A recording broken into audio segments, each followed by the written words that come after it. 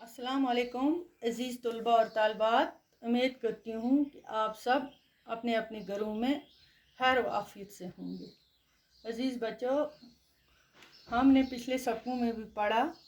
उम्मीद करती हूँ कि आप अच्छी तरह रिवीजन करते होंगे उसका। तो जो आज का टॉपिक है हमारा वो है न्यूटन का कारनामा। इसका पार्ट हम आगे पढ़ेंगे आज, 5वां। तो पहले ये कि न्यूटन कौन था ये भी आपको पता है। रियाजी किसे कहते हैं? हिसाब को। न्यूटन एक साइंसदान था। न्यूटन ने रियाजी के इल्म में कुछ नए इजाफे किए।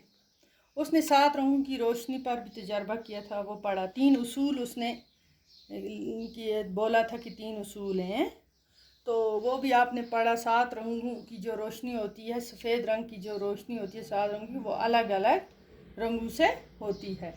तो ऐसे हमने पढ़ा। इसके आगे वाला आज है कि रियाजी के इल्म में कुछ नए इजाफे न्यूटन ने किए, जिनसे आज सभी उलूम मुस्तफ़ीद हो रहे हैं, क्योंकि नई खुदों को छूने के बाद रियाजी का इतलाक़ न सिर्फ ज़्यादा वसी किस्म के मसाइल पर होना मुमकिन होगा, ठीक है, बल्कि मुतासर फार्मों के लंबे चौड़े अरबियों की जगह ले ली। न्यूटन अपने तहलील की उड़ान से मालूम इल्म की हदों को फानता कुदरत की गहराइयों तक पहुंचकर इसके राज ढूंढ लाता था। प्यारे बच्चों, जिनके मफ़हूम को वो अपने साइंसी दिमाग से आश्कारा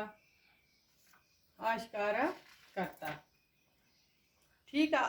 आश्कारा करना होगा, वाकफियत देता था, ठीक है। आश्कारा का मतलब है वाकफियत देना। तो दरियाफ़त का मतलब है कोई नई चीज़ लाना, किसी नए ख्याल को दुनिया में लाना।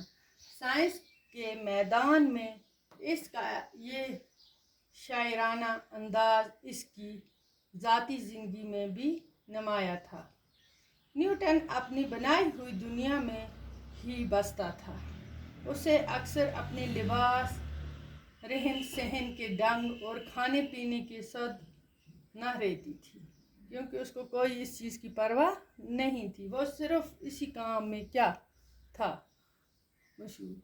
रियाजी के मशकों से न्यूटन का बुनियादी मकसद अपना जी बहलवाता था।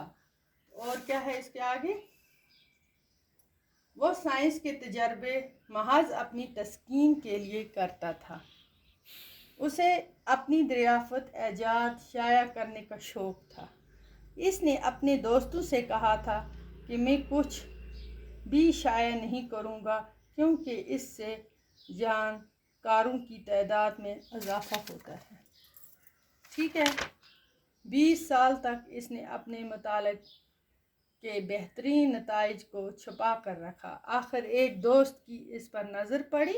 इसके आगे हम जब उसने कुछ छुपा कर रखा कुछ टाइम के लिए, तो उसके दोस्त की उस पर नज़र पड़ी, तो इंशाअल्लाह उससे आगे हम फिर जानेंगे कि क्या हुआ।